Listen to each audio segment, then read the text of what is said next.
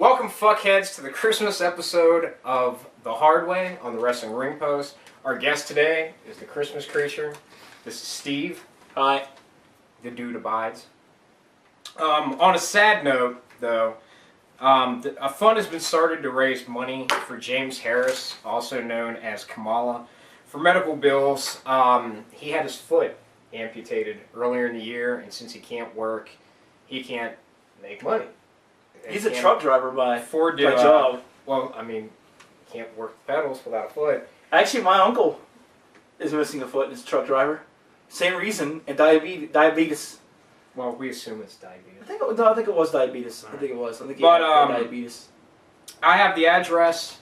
We'll have it on the website if anybody wants to We'll put it up money. there on the under the video. You'll be able to see it right there. Undertaker the video. They should have a PayPal address or something you can email them. Do they have one for that? Because it's a lot easier if you a lot of people do donations through PayPal. It's a lot easier that way. You can just get the money immediately. You don't have to worry weird sending it because to a it's check or like anything. the Renaissance band. I have no idea. It's weird. I guess it's like the fun thing. But anyway, I guess we should talk about news. So, big into wrestling news this week, Kim Jae-il died at 69. It's kind of, because WCW's biggest event was because of It's Kim the world's Jae-il. largest wrestling event of all time. I actually think it New still holds Japan- the attendance record period for anything. No. I think there's a soccer event that beat with like 300,000 people. Could be. But it's the largest wrestling event by far. Yeah. If it isn't, WCW New Japan co-promoted. Which, did you ever read any of Eric Bischoff's book? Yeah. Controversy Creates Cash. He talks about when he was in North Korea. And they tried to get him to do the propaganda videos. Well, do you remember he said at 6 in the morning he always goes for a jog. So he went for a jog at 6 in the morning. Without the security. And all of a sudden these guards came out of nowhere, and then Scott Norton was on the phone with his family and was bitching about how terrible the room was and like how he hated it there. And he gets back to his room and everything's like just thrown down. Like you could tell that like their Secret Service basically just went through and just were looking for like bugs and making sure he wasn't like a spy. They probably were like going through his bag and was like, dirty underwear, lots of steroids. What the? Whatever. Who the fuck is this guy? Whatever. All right, so I guess we should go on with the news. All right. Do you have any news? Is there news? All the news to fit the news. Well, there's actually quite a lot of news, I guess. So The Rock made the list of Entertainment Weekly did a list of badasses of 2011, and The Rock made the list. Rock's such a badass. He is. And like the Tooth Fairy. Dude, he's Roadblock. Yeah, that's not till next year. Well, that's 2012. Technically, they filmed it in 2011. Yeah, well, they probably filmed some Disney movie with him too in 2011. Yeah, and it's called Boots to Asses. And his run, and his run in WWE wasn't very badassery enough to be, I would say, be equivalent to a badass. All right. Well, on to more news. There's a new article on the famous pro wrestling airplane crash on the Post and Courier website. The crash, which happened on February 20th, 1975. The pilot was Buddy Colt. Mm-hmm. Buddy Colt, whose real name is Ron Reed. He was 39 at the time. Other passengers on the plane was Bobby Shane, who was killed, Mike McCord, and Playboy Gary Hart. Oh yeah, that's right. But there's an article on the Post and Carrier website. Carrier or talking Courier? About it. Is it Courier? I guess it's Courier. It's right, Courier. English. English is not my first language. Apparently it's not my second either. What's your first? Hang on. Well, go ahead. Go speak something to us. Speak something to the crowd. That was pretty much it. So the videos, the vignettes. The 22nd, 2012. Some more possibilities. There were talks, apparently. WWE Creative was talking with Randy Orton and Triple H about putting Evolution back together, which would be a re-evolution Revolution, where basically Triple H would be kind of the Ric Flair of the original Evolution. Randy Orton would step up to become the takeover what Triple H was doing, and they were talking about adding 2 of the newer, younger guys to the group. Mason Ryan as Batista, and then you can just pick some random guy from Florida Championship Wrestling with a bunch of tattoos to be the young guy. The young guy that, you know... Be the young Orton. Yeah. Actually, I think Daniel Bryan was one of the guys they mentioned. But another one is... Would he be the Chris Benoit of the group? Who? Like, He wasn't an Evolution. No, but I mean, like you know, that kind of type, kind of guy. Would snap and kill his family? Well, the kind of guy that doesn't speak very well on the mic but can wrestle.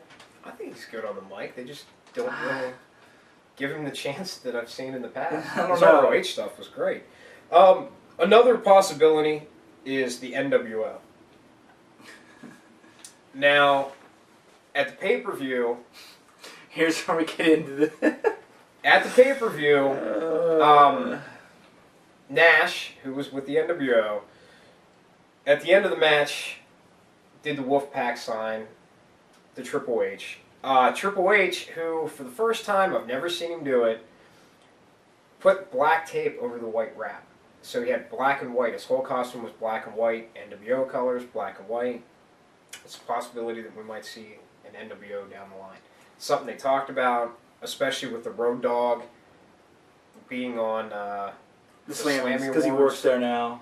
A combination of, DX, NWO could happen. Also, for those videos, I'm going to move down to my notes here.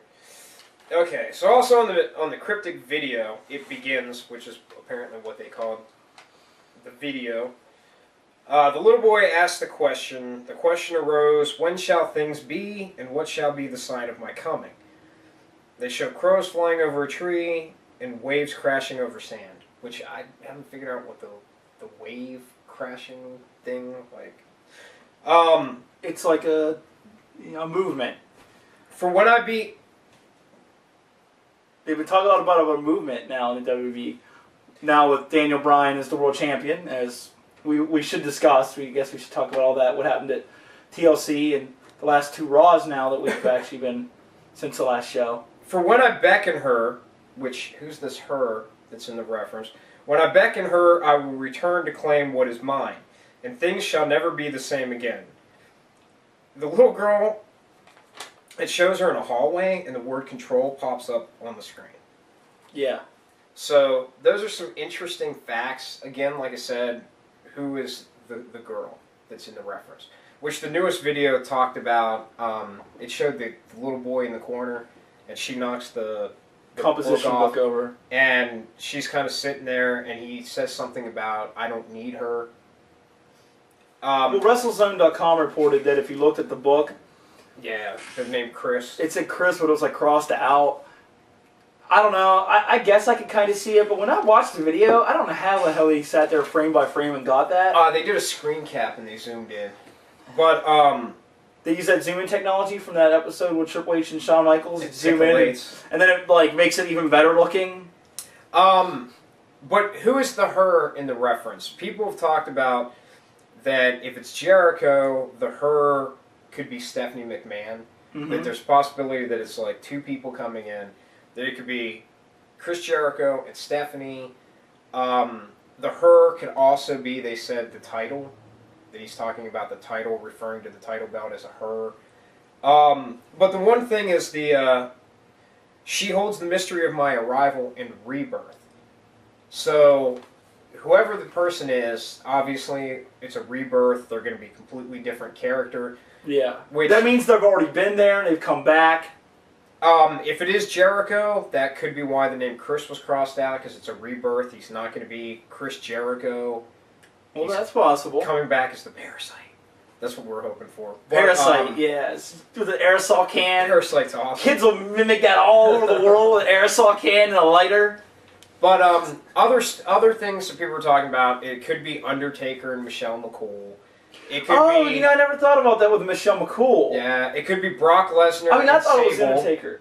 Lesnar's not coming back. I don't see it either. Other people have talked about This videos are too. It could be different. Vince and Stephanie. It could be Shane, Karma, and the she that she's referring to. It could be any of the divas that she wants to get together with, or it could be Kelly that she's going after.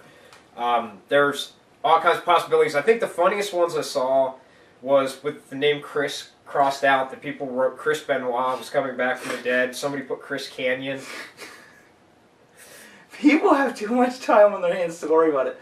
The videos have been cool. There was a person online that that was swearing up and down that it was Edge. And everybody's like, Edge is retired. No, he's coming back from retirement. He's going to do it anyway. It was like, oh my God. No, what's he got to gain anyways? I mean... Nothing. I mean, the guy held a lot more belts than I thought he had. Well, yeah, he held the WB title a lot. Jailboy. Had to throw that in. If you don't know what we're talking about, Botchamania. 198. 198. 198. So he's almost on their 200th episode spectacular. If somebody will let him. Yeah, it doesn't get, like, killed in the process. Alright, so before we get to Raw, let's finish up with the news here. Since I skipped ahead.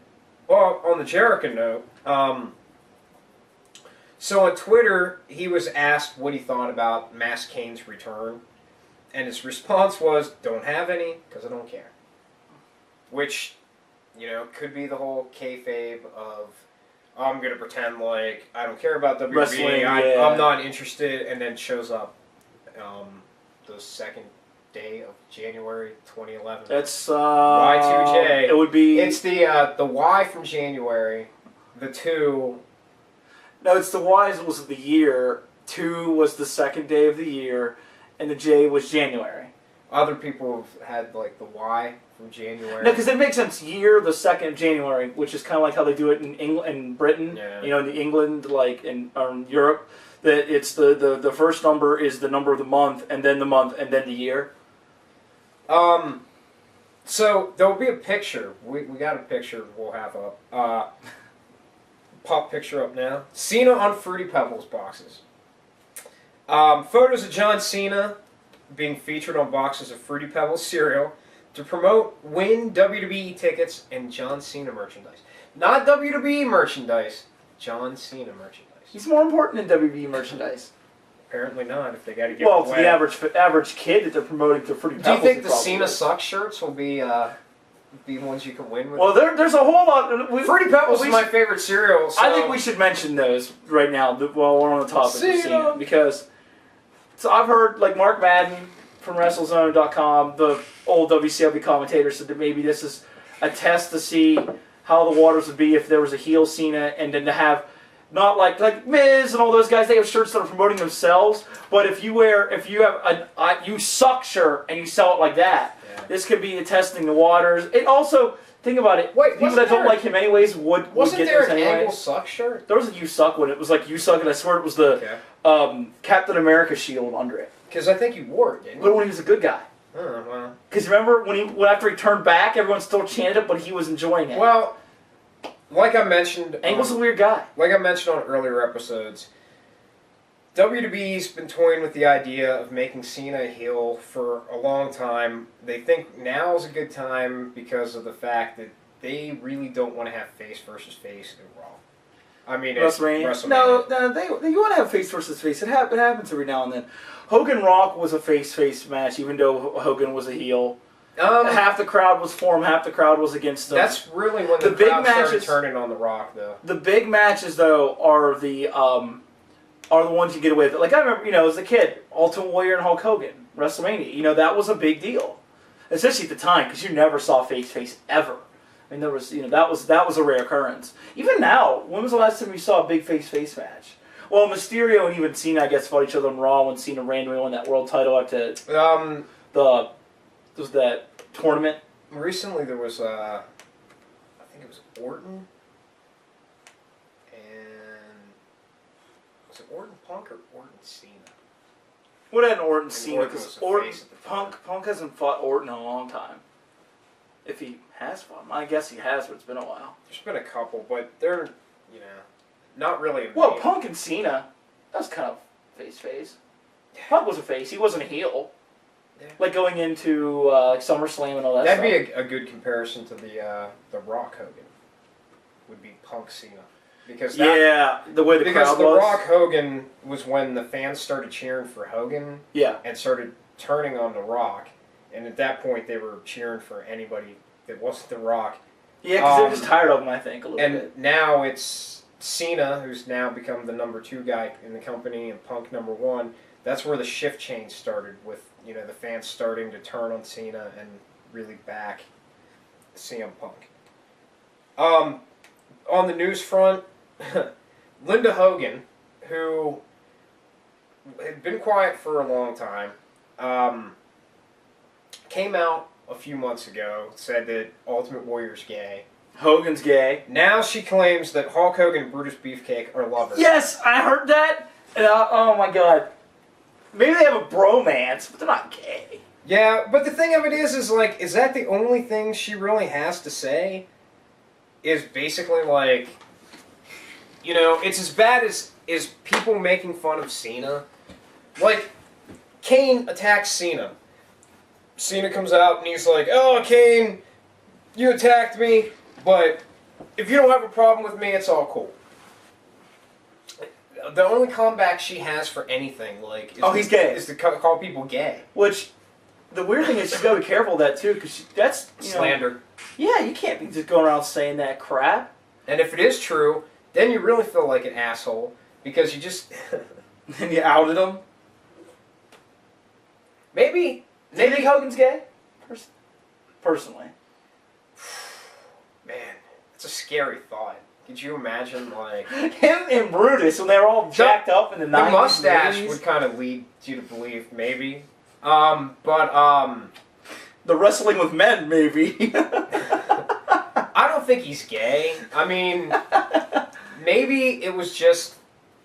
Look at Linda, I mean... Yeah, she's probably okay looking 20 years ago. Yeah, but she still thinks that she looks like that. Yeah. And she's a money grubber. I mean, if you watch the whole, like... Hogan knows best, even. I mean, I didn't watch all of that, but you could still tell him that. And the way she's going about this now. Maybe he's saying this stuff now that... She's trying to get as much attention as she can, because she knows every time she says something or gets done, she can get on TMZ and get on all the, all these, even the wrestling sites, If my options were... Maybe RF Video will hire her to do a stupid-ass shoot interview. If my options were to go home to the woman from Something About Mary, the old tan lady, or to go home to the Disciple, like, the end of the day... Well, she's probably... Okay, she's probably got to realize... He was the booty man, for Christ's sake. But she's got to realize, too, man, these guys, they worked a lot, like, time-wise. Yeah. So she probably felt that, like, oh, she's not giving me any time, maybe he's out there doing something with this guy, which is like, but they're on the road. It's like saying that just because you're an athlete, and you're on the road, like, half the fucking year doesn't mean that, like, you're having gay sex with your teammates. Right, but... we need to get back on topic. Yeah, we don't agree on a lot of things. Gay sex, Barbie dolls. Yeah, oh yeah. Yeah, my collection of Barbies upstairs. Kelly. Anyway, so I guess we should talk about Rare. In TLC. Monday Night Rare. Rare. TLC. And Raw. Talk about Rare. Rare happened. We go Rare, TLC, Raw, Rare. Raw. There's been 2. It's Rare. We No. don't want to get sued. It's Rare. So, I guess it's the Slammy. We start with the Slammy. Yeah, last week was the 3-hour Slammy episode where the Muppets are now last Slammy. week. The Muppets are last week. Slammy award winning now. They're not, like every time they talk about Hugh Jackman, they call him the Tony award winning on WWE. Now they could say the Slammy award winning Muppets. I like it. So the Slammy Awards, some weird stuff. Road Dogg out of nowhere shows up. Yeah, the $1 Million Man and Mick Foley together. That was kind of funny. But like my highlight of the whole Slammys was Punk and Laurinaitis. Well, that's because you had the greatest ever montage package of all time. What was the song? Shit. It was a normal song they had. It was great. It fit perfect for the video. I don't remember. The video was freaking hilarious. I can't believe he actually really rode that skateboard, because I don't know if I've ever seen that footage or not. I knew he did that, but I don't know if he rode it, dude. He rode it. He was in one of those. He rode it. He kind of, sort of did. He rode it. He rode it, man. Yeah. Well, it wasn't the like the fans were onto him pretty quick. It's a stupid gimmick, regardless. Yeah, but even if you knew how to skate. After him barely skating to the ring and Shane Douglas carrying his skateboard to the ring, the fans were pretty much like, "These guys aren't from California." Oh, that was dude, that was something. oh my head. This is a rare episode. It's very uncut. You've heard of the Cat in the Hat? This is my cat hat. There. I'll He's looking at me like, "What the hell are you doing?" Your ass on my head. I mean, the Slammies are what they are. I mean, in some way, I kind of wish it was back like they used to be their own show and not part of Raw. But, you know. Alright, well, what do you think? It's kind of hard to think right now. Yeah, come on. What do I think about what? The Slammies. Oh. If you go on YouTube, maybe you can find a clip of it. I swear to God, you know the big Slammies they have in the background behind them? Mm-hmm. I swear to God, there was like a tiny little penis on the Slammy to the right. I kept noticing it, I'm like, what the fuck is this? I think that's a penis. Maybe you're... I don't know if they did it as a joke. Maybe like, your TV was just kind of fuzzy, man. If I watched it on TV. Well, if you watched it online, even.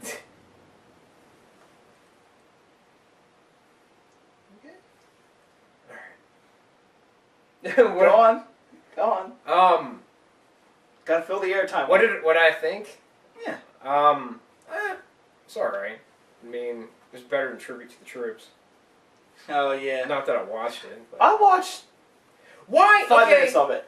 My question is, and if somebody can give me a good answer, great. If not, WWE, fucking hire me. I play music. I listen to music. Like, why the fuck? I said fucking yeah. Why the fuck does, like, whoever comes up with their music is like 10 years behind? It's bad enough that Nickelback is the fucking theme song of the show. And then they played on it. And then they played Tribute to the Troops, and they played it on Raw for like a whole 10 fucking minutes. It was horrible. Limp Bizkit, when they started using Limp Bizkit, that was fine. That was like right around the time some people liked them. But then like years later, like 3 or 4 years later, when they brought him back and nobody gave a shit. Kid Rock wasting all that time at WrestleMania when people were like, "Oh yeah, Kid Rock, you still doing music." Saliva one was really bad because they were way done by that point. I mean, Nickelback. Who gives a rat's ass about Nickelback? People that like Nickelback, which you know, yeah, they're called rednecks. After watching, I watched that segment for a minute when they played. And why? That dude cut his hair. He looks like a completely different guy. The lead singer. He looks like a redneck. But here's the thing. Why the fuck? Canadian rednecks. Why the fuck did you get a Canadian band to do this patriotic American theme? Well, no, they had shit. They had someone else, I think, that wasn't American either. Though one of the celebrities. Iron Sheik. Slaughter turned heel again at there. Son of a bitch. Wait, give me the phone. I gotta call it that. A bomb threat. No, actually, you know the thing I liked about Tribute to the Troops, like the few minutes I watched. That it ended?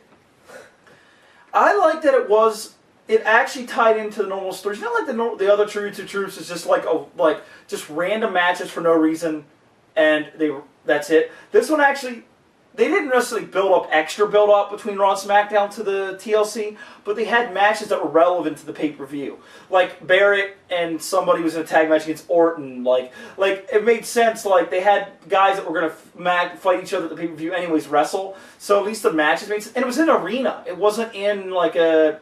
Well, last year's was in an arena. Oh, it was in an arena? See, I don't know. That was right around the time I stopped watching. Yeah, because... they're not doing them overseas anymore. No, but they still could do them in like a military base or something, like in like where Texas. They did it. And it was but this one was in an arena. I mean, this is like a normal arena. Fort Bragg. Yeah, they must have an arena near there. That was a full arena. We don't like to brag, but here at Fort Bragg, we're A-okay. Nah, well, I mean, I guess it's cool that they do it. The idea, WWE's really good for the troops. I mean, you know, they love talking about it and stuff like that. They love the troops. They do. They do love to like talk about the troops. What are they gonna do if this war ever ends? it. It did. It ended. Obama said it ended. It ended. We still got troops there, but it ended. Obama. That cures everything. Just saying the word Obama. So I guess that pretty much wraps up Raw. TLC. TLC was Tables, Legos, and condoms. take Legos. That's kind of what I feel like. That's kind of what I feel like when I watch TLC sometimes, because I feel like all those ladders and tables and the random shit they have. For all the fucking trolls out there that always have to like, somebody could put a video of like a 2-year-old girl that's dying of cancer, that's like, you know, pouring her heart out about how like she wants to meet some celebrity, and there's gonna be some fucking asshole out there that has to put like, don't like, and put negative comments. Like, I'm so sick. People hacking shit that's useful, like the PlayStation Network got hacked again. Hacking shit that's useful, putting up like raunchy, stupid comments that no one gives a fuck about. Putting naked photos on websites that people want to look at. Stupid shit like that. Grow up, people. Come on. Like, do you got nothing better to do than get on the internet and fucking ruin people's good time? Well, I guess speaking of bitching, what'd you think of TLC? Well, that's what I was going to mention. Like, I was reading about Nash said that was going to be his final match. Mm-hmm. And most people thought it was a good match. There was one asshole that was like, oh, Nash just doesn't do a good match. He's slow, he sucks, blah, blah. I never thought that Nash would take a fucking bump off a ladder through a table. That was the weirdest thing to me. It's like, the fact that Kevin Nash went through a table was kind of weird. I mean, granted, I thought it was a good match. It was okay.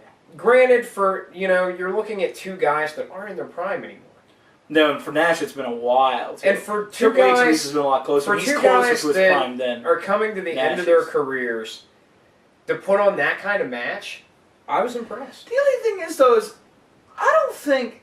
Technically, though, didn't Triple H win the match early? No, you still had to pin him. That's dumb. But I know. You gotta love how a lot of times... I thought the idea was that you had to use a sledgehammer. When Nash was on the ladder, he started hitting him with the sledgehammer while it was hanging up there. Technically, isn't that the end of the match? What I don't understand is the way the rules are on that match. Technically, you could have pinned him before you got the sledgehammer and won the match. Yeah, what's the point? That's what I'm saying. You already got tables and ladders in the damn match. Do you need the sledgehammer? See, that's what I don't like about these gimmick matches. Yeah, what the hell's the point? You can do it every now and then, but not like TLC as a pay-per-view. I think is a little. Well, the regular ladder matches, you don't even have to climb up to grab the belt anymore. You can pin the guy. No, not a normal ladder match. They had that for a while, where you could pin in a ladder match. But, and like cage matches, what the fuck is the point of having a cage match if you can pin the guy in the ring? Submit? There should be no referee in the ring. Actually, I like the idea of that in a cage match because the original idea for cage matches was that so the guy couldn't escape. So he had to finish the match. Yeah. The cage was designed to keep you in, not get out of the cage. See people climb the cage. I think that you should eliminate the cage rule getting out. I think it should be you have to win by pinfall or submission. Because that way, like, if you play the heel... Then it's a normal match with a cage around it. No, it isn't. Now you got the cage as a weapon. What if you built a guy that constantly was winning by losing by DQ, would just, like, get countouts all the time? I could see, like, a Ziggler-type character doing that. Just constantly getting DQs and counts. That's how they used to use that. Then you do a no count out. No you do it like that. He can't run away either. He can't just run away and let his friends come in. No, this is just you two, and you're in the ring fighting. We're a tag team because these two tag teams. I like that. Climbing out of the cage. I don't like it. See, I also think that people also. But then you're also adding the stipulation of where TNA had the thing where you had to climb the ladder, put the belt up. The guy that put the belt up could then take the belt down, but after he put the belt up, he had to pin a guy. He had to pin a guy. He had to go up, put the belt up on the thing, and then pin a guy, and then get the belt. Yeah, I mean that's too many stipulations. It's retarded. Well, that all leads though into the. Sorry to retarded people. The reason why I don't. A lot of people said they really love the triple threat WWE title match. Yeah. Okay, but this leads into why I don't think it was that good of a match. I like triple threat matches, but I like the ECW style better. Elimination. Where it's elimination. I like the opposite more. I don't. I don't like the fact that there's 3 guys, you pin one, the match is over. If you really are going to be champion, you should pin every guy that's in that. You don't have to pin every guy. The other guy can pin him, then you pin that guy. Okay, but the thing of it is you can't even do that in the WWE version because if that guy pins him, the match is over. But see, piss up a rope. My Fatal problem four-ways were great like that. Well, my problem would be elimination. Is that I don't like everyone. My problem is I don't like wrestling. No, people like. Now just because a guy takes a big bump, the match is good. That's how it's become. Like Ricardo Rodriguez did that ridiculous bump. That was a pretty damn crazy bump. I think that was a punishment for being in the porno. But like, sorry, guy. That was a huge. I mean, that was a huge fall. And I don't know if the average wrestling fan knows that he's a wrestler. So Florida Championship. To the average dude, that was like a Jim Cornette fall, like a guy that was never trained to bump, falling off that scaffolding back in the 80s. Blowing out both knees. Yeah, like. But, I mean, he's a trained wrestler. I mean, he knows how to take it, even though, like, there's only so much you can learn when you're falling that far. Like, what is it Jim Ross said, how do you learn to fall from a 20-foot ladder? I mean, that's no exaggeration. But the thing is like, ask Jeff Hardy. But, like, the thing is like, that doesn't make a good match. Just so you're saying... It's flash bang. You're just it's a Michael Bay movie. All these, the Triple H Nash was that way, and that match. They're just nothing but giant Michael Bay movies of wrestling. So you're saying if I fall off a 20-foot ladder, I'll be addicted to heroin? Yes. Wow. You got to be on heroin to go up there in the first place. Hey, New Jack. New Jack needed to take cocaine to do off the balcony dive. So cocaine makes cocaine's a hell of a drug. Like you can do them every now and then. Fuck 'em. But the thing is, why do I give a shit? Big Deal, he's taking a big fall. That's one thing that's not really wrestling. And the other thing is it's not built up very well. It's not wrestling, it's falling. Within the first 2 minutes, no, not just using those things. Within the first 2 minutes of every one of those matches, a guy's already taken a bump that you would have done. If you go back and watch old FMW death matches, it took 10 minutes for a dude to get hit through either the barbed wire or a glass or fire, Mr. Pogo. When it took 10 minutes to see that bump, they would actually work a match a little bit. And I love when they take the no ropes off and they try to Irish rope a guy. They take the no rope, they have no ropes, and they Irish rope the guy into like what would look like torches and shit, and the dudes would slide on the ground like, whoa! And they'd wait 10 minutes. But you also got to remember, that's Japan. And a regular... No, that's real wrestling. But it's Japan. Regular matches, like, take 10 minutes for a guy to even, like, do a move. The guys are in the ring just, it was good. Back and forth, 10 minutes before, like, something really happens. Yeah, and WWE's more like a Crash style a lot of times. Especially the pay-per-views, especially with any match that has a gimmick. Your idea is to get to your gimmick as soon as possible, then use your gimmick. What the problem is like you talked about with the ladder match. WWE did, like, the ladder match, and then all of a sudden they had to make it a table and ladders match. Then it had to be a table, ladders, and chair ladder match to get people to watch because people were getting tired of it. And now you're putting 4 tables out there, and you're putting that huge Jeff Hardy ladder, that like 20-foot ladder that doesn't. And then also like hardcore wrestling, you had ECW. It's gotten worse. Yeah. You had ECW at the time, which would have been cool by itself. But then WCW tried to get in on it, WWE, and before you knew it, people were tired of seeing hardcore. Well, now then you had CZW taking it to the most extreme possible, and Jesus, terrible. Yeah, I mean, like, you could do those style matches, but you gotta work the match. He's got a bike. He's got a bicycle. But you gotta think, like, you still gotta work your matches logically for people to give a shit, and I don't give a shit. Well, that's a lot of it has to do with a lot of the younger guys don't understand the storytelling. It's not just that; it's the younger fans too. The fans themselves don't know. So they don't. It's your fault, fuckers. They don't have to teach them. I'm not saying all of them, but there's a good amount of them. I mean, like, it's hard. That's the hardest part of working a match, is the psychology. When to do things, when not to do things, when to slow a match down, when to pick it up, things like that. A lot of it's not even learned. A lot of it is not learned, like, taught. A lot of it is like learned by practice. That's why a guy like Nash can have a better match than a guy that can do a lot more in the ring athletically, because Nash has been around a lot longer and may have the ability to learn. Like, that's why Terry Funk can still wrestle, because he still has so many years of understanding how to. That's why wrestling, unlike other sports, like, Flair still wrestles. Funk still wrestles. Foley would be retired now if he was in a real sport. You know, you have all these guys that still semi-frequently wrestle that can still wrestle, and it's at least somewhat believable, more believable than it would be if 60-year-old if Joe Montana came out and like all these like 60 and Michael Jordan came out of retirement now and tried to play just because there's a lot just because wrestling is less off a physical base and off. When I was watching more 80s shit recently, and Bobby Eaton, who doesn't look like an intimidating man at all, but he is a damn good wrestler. And he doesn't look any different than he did back then. No, he really doesn't. He looks the same now. He has one hell of a wicked lariat. Like, he looks like he knocks your damn head off. The Alabama Jam. He's built like a barrel. He's got like arms like me, but he's got like this big barrel like stomach. But he can the Freebirds. Those dudes can wrestle. But no, they can.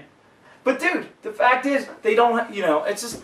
I don't know. I think a lot of people will just overlook that. Then again, it's WWE style too. It's not. Well, the other thing you got to look at. But those guys are WCW, NWA kind of people. And what you got to look at is it's a two-way thing that you're only going to look as good as you make your opponent look. Yeah, exactly. And vice versa. Like if you go in and like you have one guy that's like really good and one guy that's crap, John Cena. The other, like, the whole match is going to look like shit. The other, like, no matter how good you make the other guy look, if he can't do the same back, you look like shit. Yeah. Jericho's book is a great example where he went out and he buried a guy, and, the promoter was like, you just fucked yourself because now you made this guy look like crap. If you beat this guy, who cares? And if this guy beats you, then you look even worse because you got beat by the guy you just buried. So, I mean, it's a two-way thing. Yeah, I mean, I don't want to elaborate on it too much because we're having a pizza party and I'm starving. Yeah, I guess we're just ordering pizza. We should get the guy on the show. We should just film him and ask him what he thought of TLC. Yeah, that's called... Did you watch Raw? It's called Not Believable. Excuse me, sir. Look at his name. Who gives a shit? Hi there, Pizza Joe, Pizza Man, and everything. What do you think? They probably think we're fucking... Think we're high. God, dude, if I was a pizza man and somebody, like, ordered pizza, invited me in, and there's a camera, I'm thinking I'm getting raped. Or you stepped on the set of Big Sausage Pizza. Oh, man! I'm getting raped. Well, what'd you think of Raw just ended? What do I think Raw just ended? The Raw just happened recently, 2 days ago. Amazing. Really? Really? No. It was okay. I mean, I think... It did its purpose. In comparison, like, TLC was such a good pay-per-view. It's okay. The last two pay-per-views they've had have been really decent. Well, we also forgot, we didn't even mention about Daniel Bryan winning the world title at TLC. Because Big Show won that match, and that was a pretty terrible match. And then Daniel Bryan really came down, cashed the Money in the Bank, won. End of story. Okay, let's go back to Raw. Well, we didn't talk about woo woo woo. Oh, that's right. Ryder won. Ryder. Oh, that's a good match. That was a good match. U.S. champion, especially for an opening. Jericho's book again. He talked about like your opening match sets the tone. You need a good opening match. Yep. Why do you think they put the cruiserweights on Nitro first? Yeah, but the problem being lately is that those matches end up becoming the best match of the night. Instead of setting the tone, they steal the show. I don't think they steal the show, though, on purpose. No. Not recently. No. It's just that the other guys just aren't doing as good. They're not trying to upstage the other guys. It's just the other guys, it's just not there. They're just, the guys they're putting in first are better wrestlers. Or work better together. Yeah. Like Ziggler and Ryder can work really well together, and Ziggler and Orton can work really well together. But and then Punk and a lot of guys can that might be why, and we're leading in, the next generation, whatever you want to call this whole thing that's happening, where Raw, one of the coolest things that happened on Raw was the champion's entrance. Where they came out through the crowd. The 6-man tag was really cool. They came out through the crowd, which I liked how Punk threw people off by being on another. They all were. All three of them were on different areas. No, Brian came down on the right. Ziggler was on the left, and then Punk was on the other side. I thought it kind of threw people off because people were all looking around. That's why, because they're like, what are they I like doing how the camera just immediately went. Oh, they knew. Well, I noticed this after Ryder's entrance. It was a Brian the next Daniel Bryan the next guy. I noticed, if you remember when they had ECW on Sci-Fi, like, you know how like that far left you could kind of see like when you were watching SmackDown where the ECW entrance was, because there was like a big open area. No, because I never watched it. Because there was only one ECW. ECW. Yeah, that one. That's all part of the same ECW. Sorry out there, guys. No. And but you could see an opening where they actually were keeping the fans open out of it, and then immediately that's where Bryan came through. Daniel Bryan. I knew it. I could tell.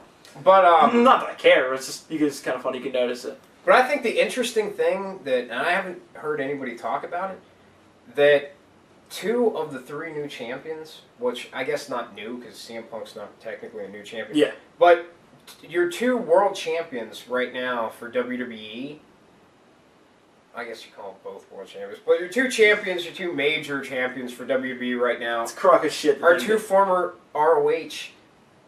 Oh, people talk about that. I mean, and Punk kind of referenced that himself at the Philadelphia. They faced each other like it's kind of. I think that Philadelphia thing he's talking about that was ROH.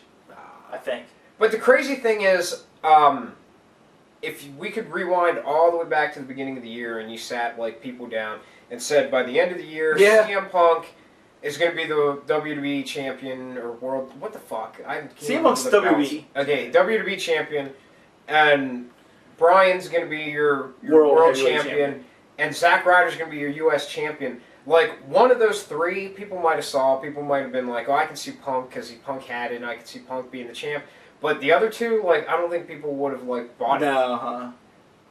So, I mean, it's one of those things, I like referring to it as, like, the way the Attitude Era started with, you had these guys that were, like, smaller guys, guys getting chances, getting pushes, winning belts that you never thought would happen. It's kind of the same thing. It's went back the last few years. Look at the guys that have been the champions. It's kind of been the bigger guys, especially with like Mark Henry, Big Show. To actually see that these younger, like newer guys actually like getting an opportunity. So hopefully, WWE will start using Tyler Rex. Yoshitatsu. I'd love to see Yoshitatsu. Yeah, I'm surprised he's still around. Honestly. Somebody's got to fill those time slots. Well, actually, WWE just signed 2 new Japanese guys from New Japan Dojo. Thought it was Dragon Gate.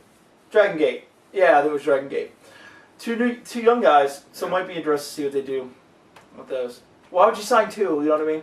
Like, it almost seems. That's what I'm thinking. Because they have no tag teams. Oh God, are they gonna be like stereotypical, like foreigner, like Japanese foreigner? They could be evil Japanese foreigner gimmick. I actually thought a tag team where they're 2 ninjas that looked identical. They're 2 ninjas that kick. Well, think about it. If they're 2 ninjas, well then Hulk Hogan comes out and it's in the high noon. 3 ninjas. In the high noon, and they look identical, so they can do the swap thing at any time, and. Well, you don't need them to be ninjas. They don't have because WWE will think 2 Japanese guys, they look similar, we'll just swap them. One could be like 8 foot tall, and the other one could be like also WWE and 5'3", yeah, and one could be like big fat guy, and they'll be like, oh, they look the same, just switch them, no one will notice. WWE also doesn't have a good track record with ninjas, as evident with the Puerto Rican ninja named Quang. Well, you also had the Al Snow as Shinobi. Oh shit! Yeah, yeah, exactly. So maybe the ninja gimmick isn't suitable for WWE's taste. I guess we should go to top 5 now. Already? Yeah, pizza time. I'm on here for a while. We should have the pizza guy read them. What is this, like the Dave Letterman top 10? He comes out and just randomly reads them. Yeah, after he calms down from thinking we're gonna rape him. Alrighty. Alright, so who's your number there, 5 there, son? Number there 5, Ziggler. Dolph Ziggler. Fuck him! Why is Dolph Ziggler the man who lost the belt? Because he's wrestling's one of the few sports where the loser can make your top 5. Where the loser can be just as good as the winner, if he, you know what I mean? Or better. See? I'm not saying he is. I'm just saying that. But no, you know, he's solid. Always, you know. I also. Wait, are you talking about Dolph Ziggler or my poop? Dolph Ziggler. Who's your number 5? Kane. Oh my god! I forgot to put him on my list. Ha How did I forget to put him on my list? I figured you thought he'd be at the number 1, but now he's number 5. All right, I'm gonna have to make a. I don't like substitution. I don't like the Rocketeer mask. Like, he could totally lose that and I'd be fine. But everything else, I like. My favorite thing, though, was I ran into a video on YouTube of a kid's reaction to Kane coming back. He turned the camera on his computer, and he had, like, this TV, and you could see him watching it, and he's just like, the whole time he's like, holy crap, it's Kane, and he has the mask, and the kid said he grew his hair out. In 2 months, he grew his hair all the way back out.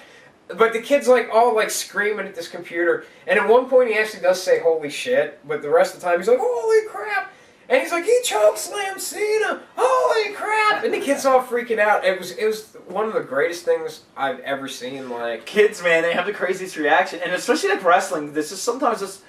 I mean, you know, you think about. But it's nice because certain things. Well, when I was watching it, like, not to steal a line from a serial, but like the kid in me was that kid.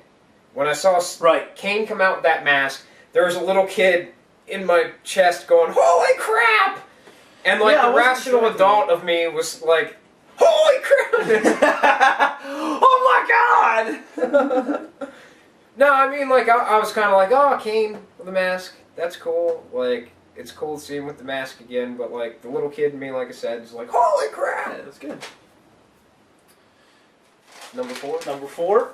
Number 4. On my quick redoing off my head, I'm making them all. Oh, it's CM Punk. Why? Number 4. Mister, I've never put CM Punk on my Well, the list. TLC match wasn't that great. What? I said that earlier. I don't think it was that What do great. you mean? I don't think that. I thought it was amazing, especially since. We've seen that match 1,000 times. How? You mean to tell me you don't think any of the TLC matches before that were any better? Oh, I'm not saying that, but I mean, like, it had you on the edge of your seat. Not really. What? I don't think it did. Miz at one point. A lot of the Money in the Banks were better. Del Rio, like, at the very start, looked like he was going to get the belt. And then, all of a sudden, Miz comes up with a set of handcuffs, and, like, handcuffs CM Punk. Looked like he was going to get it. Yeah, but I don't think I liked the handcuffs thing in that match either. And Punk kicked the bar off so they could hold it was awesome. I just didn't like it. Mister, I'll never put him on my list. Who is your number 4? Been there ever since he's won the title. My number 4 is Sheamus, which at the time had 2 wins over Jinder Mahal in a week. Now he's got 3 wins because he wrestled him, I think, on SmackDown. Would that be next week? This Thursday coming up? Wouldn't that be tomorrow? Did you just spoil a squash match? It's a squash match. Ain't spoiling anything for anybody. If anybody out there thought that Jinder Mahal, who was really terrible, was going to beat Sheamus. Well, the thing is, though, is if they ever wanted to really swerve people and have a real feud between the guys, that's what they would do. It's smart booking. And if you do it, motherfuckers, we said it first, and you took our idea. Yeah, we want on the staff. We want our cut. So we want our free, I guess. We want our Cena Select shirts. Send them. Did you notice that the "Can't See Me" thing on that shirt too? It's like this, and then it has it crossed out like the Ghostbusters logo. No, that's awesome. Yeah, it's like that, and then it has like the Ghostbusters thing. Like it's like no. Well, anybody out there, we do take free swag. We will review and we will thank you. We'll give you a credit on the thing if you send us Cena. We hate Cena shirts. Extra larges.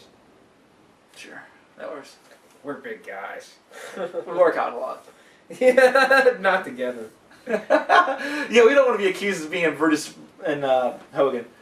We work out together, but there's a thin piece of skin between us. There's a different. It's not gay. We're in different rooms, but we're working out together. No, there's like a thin curtain. It's not gay because there's a thin curtain between us. Is it like a glory hole? No, it's your theory on the thin piece of skin making it not gay because there's a thin piece of skin between the two. Damn it, Mick! I was gonna edit that shit out early. Well, you can't now. I'm gonna. All right, number 3. Number 3. I guess I will put. I guess if I had to pick somebody, I would have to be Dr. Zayas. Yes, Dr. Zayas. Look, I'm prepared. No, I know. Zack Ryder. Why? Because he won the U.S. title. And that's it? I pick President Obama because he's president. My number 3, Keiji Muto. What did he do this week? He won Best Bout. Huh? That was best bout. Tokyo Year-End Awards. They had the Tokyo Year-End Awards. Mm-hmm. He won for Best Bout. It was Oh. Muto and Kenta Kobashi versus Takashi. I guess it looked like it was an eye, with 2 eyes. What's the rest of it? Izuka. But it looked like 2 eyes together. That's it. It wasn't an L. It is. It's just 2 eyes. And Toru Yano. Oh, okay. So he won Best Match. That's cool. Yeah. Plus, he's like one of my favorite fucking wrestlers. He's apparently part of what is the Three Musketeers. Yes. And was also Chono, NWO him, Team and 2000. Shinya Hashimoto. Was also NWO Japan or Team 2000. Well, Team 2000 was after. I don't think he was part of them. I think he split from them when they went to Team 2000, because I think Team 2000 was Chono and a couple other guys. It gets weird because Team 2000 existed when the NWO split up, or when like WC went out of business. It's really weird. And for those that for those of you out there that are a little bit lagging behind, it happened in the 2000s, so they were Team 2000. Hence, Team 2000. Not like Techno Team 2000 that showed up in like the 90s. Yeah, apparently 6 years in the future from when they're in WCW. They were supposed to be from the future. That's what they were in Which, WWE too. Skip Sheffield could be from the future. Him and Prototype. Kill Sarah Connor. No, he's there to kill Prototype, a.k.a. John Cena. All right, so you're you're number 2. I'm gonna pick Daniel Bryan. I'm just gonna name the champs off in order. Oh, let's see. And because he's the champion, that's. But when I had him on my list, they were like, "He's fucking terrible. They're burying him." Daniel Bryan. The fuck. No, I said I was upset. Let's rewind a couple episodes. It's fun. I said I was upset that he. You're gonna owe me lots of food. I said people catches you naked. What? What did you just say? You're upset because he catches you naked? What? I did not say. Benny, did you hear him? No, I said that I was upset they cashed Money in the Bank. But man. Big Show on Raw was saying he's the one that enticed Daniel Bryan, which this is kind of interesting. He enticed Daniel Bryan to give up to do the Money in the Bank earlier. To get the why would you hold on to when you have the chance to become world champion, right? Well, it's fitting then that he did it against Big Show. Which then did you see? What's the dumb kid's name? Josh, the guy that interviewed him. Bro, Matthews. Matthews. Mr. Matthews. He said that he has now the shortest title reign in WWE history. Yeah.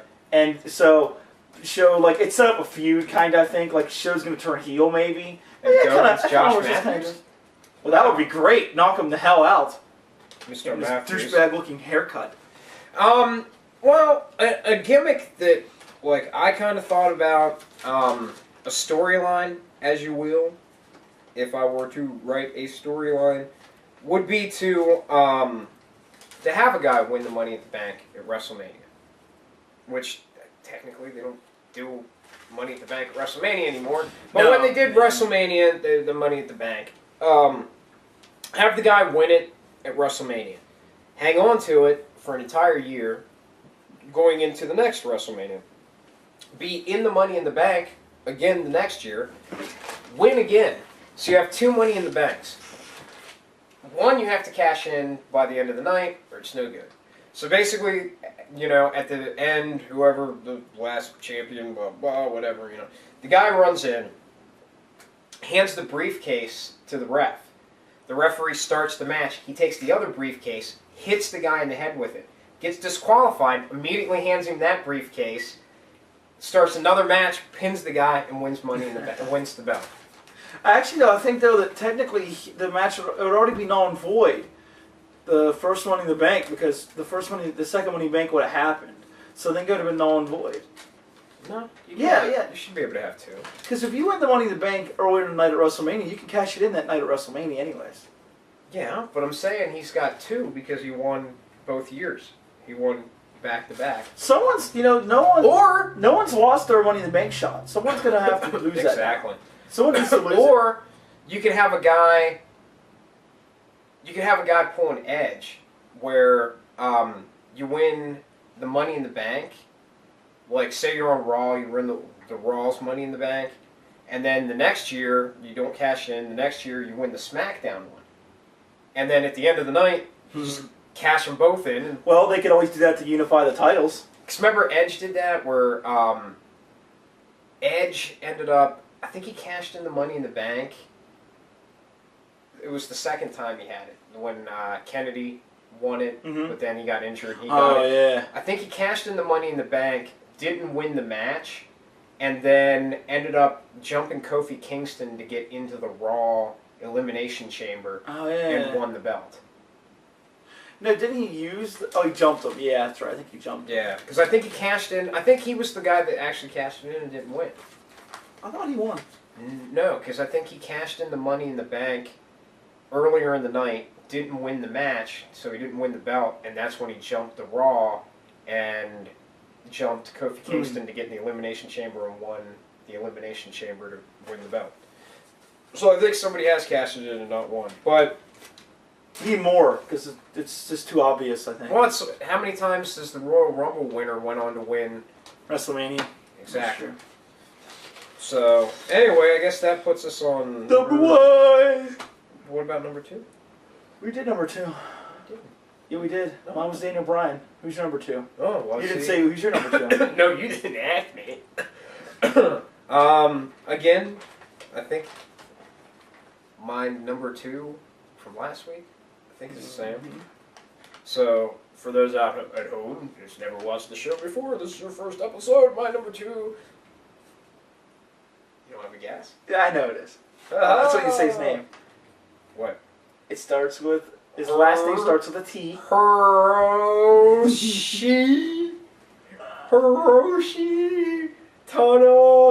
Tanahashi.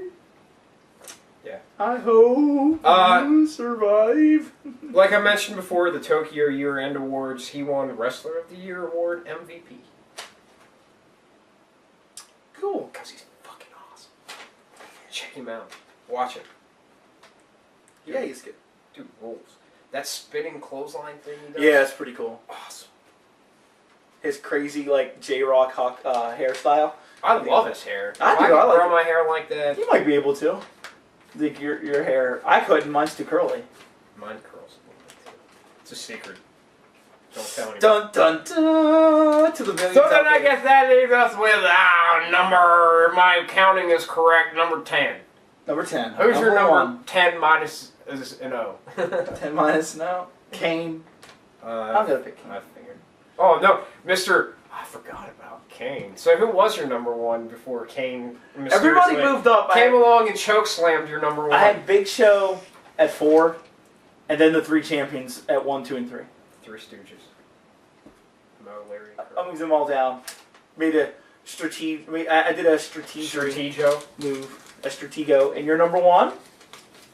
Should be pretty obvious. CM Punk. You want me to pronounce his name? It's CM Punk. CM Pink. Well, I guess this wraps up the Christmas episode. So No, it's not a Christmas episode. Is this the Mick? I know you don't like Christmas. This is the Christmas It's episode. Xmas. Or is this the holiday episode? Let's keep Christ out of Christmas. Is this the holiday episode then? Maybe Sure. holiday episode. I can't wait to have the New Year's episode. We're gonna be fucking plastered. It'll Well- be great. Maybe we'll get plastered for next week's episode, which will be the award show, I think we should. the annual Hardway Award Show, first annual. first annual. Because we're almost done. Like, this is... We got, what, one more episode to the end of the year? Next week's the last episode for the year. Yeah! So... A year in the bank. We'll have some other news to talk about next week as well.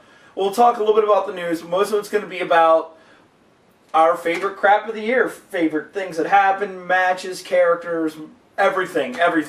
Both, we didn't start the show till September, I believe, so we got a lot to talk about before that. We should do a list of wrestlers who didn't die this year. Yeah. Because it's probably a shorter list. Well, have a Merry Christmas and drive safely so you can watch next week.